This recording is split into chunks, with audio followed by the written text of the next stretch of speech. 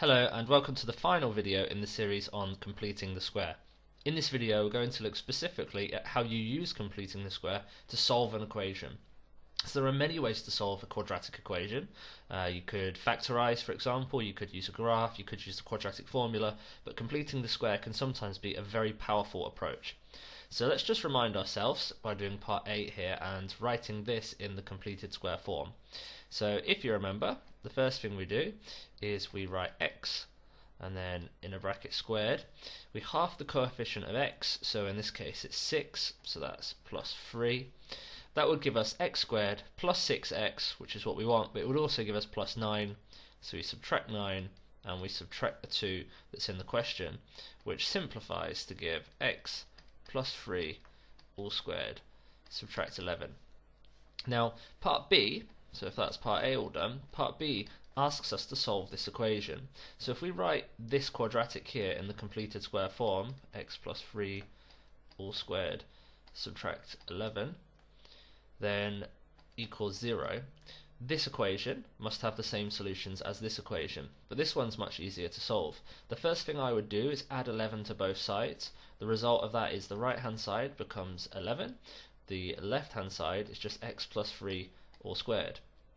Now you can square root both sides, remembering that when you square root both sides of an equation you need to be careful with plus or minus. So square root of 11, there are two roots, we have plus or minus root 11. And then to finish the question off, all we need to do is deal with this positive 3 here. So to do that, x equals, and subtract 3 from this side, subtract 3 from this side. Negative 3 plus or minus square root 11. And I've wrote the negative 3 at the front rather than after the square root 11 to avoid any confusion about whether the 3 is inside or outside of the square root. So it's good practice to write the number bit here first rather than after the square root. So there are two solutions to this. We have x equals negative 3 plus square root 11 and x equals negative 3 subtract square root 11. These are our two solutions. So to solve an equation using the completed square form, first of all complete the square, then deal with this 11 here, then we square root both sides, remembering to put a plus or minus, and then we deal with this positive 3 here. So here are two for you to have a go at. Press pause, have a go at these, press play, and I will tell you what the answers were. So for this one here then, we have x plus 5 all squared, because I half the 10, take 25 and then plus 13, which gives me x plus 5 all squared, and then when I simplify negative 25 and positive 13 I end up with negative 12. So for part B I have x plus 5 all squared subtract 12 equals 0, and then I add 12 to both sides, I end up with this. Then if I square root both sides, remembering that I need plus or minus square root 12, and then finally if I subtract 5 from both sides I end up with this. Now square root 12 you should know from surds equals square root 4 times square root 3, which equals 2 root 3. So we could simplify square root 12. So our two solutions are x equals negative 5 plus 2 root 3, that's our square root 12 simplified, and x equals negative 5 subtract 2 root 3.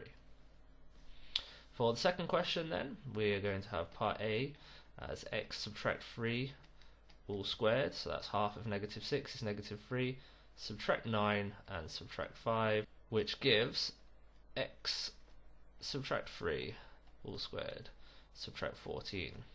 So for part B, when solving here, we're going to have x subtract 3 all squared subtract 14 equals 0.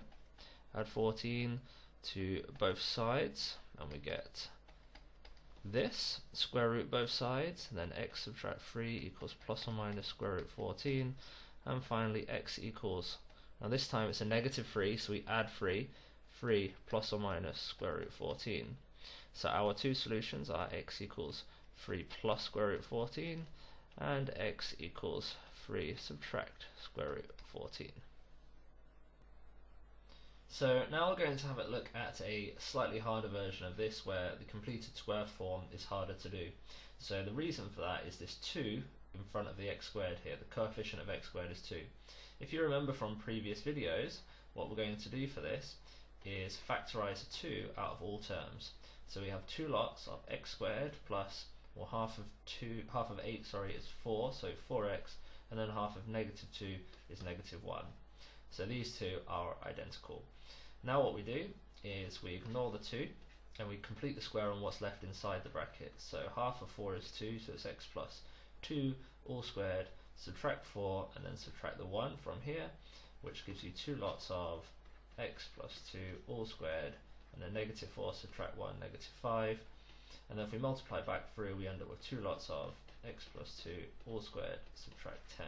So we're now in the completed square form. So when we come to part B and we're solving this equation, we write that out again, but equals 0. The first step will remain the same, we'll add 10 to both sides, so we end up with two lots of x plus 2 all squared equals 10. Now before we square root, we're actually going to deal with this 2 multiplied at the front, so divide 2 from both sides. If I divide 2 on the left, I just have x plus 2 all squared, and then divide 2 on the right, I get 5. And now we can just carry on as before, so x plus 2 equals plus or minus square root 5, and then finally x equals negative 2 plus or minus square root 5, which gives you the two solutions, x equals negative 2 plus square root 5, and x equals negative 2 subtract square root 5. So only really one small change is that we're going to end up dividing by this number here when we come to the solving step. Here's one of those for you to try. Press pause and have a go, then press play and I'll tell you what the answers were. Okay, so part A, to complete the square on this, we factorize a 5 out, so we get 5x squared plus 2x, subtract 4, and complete the square on what's inside.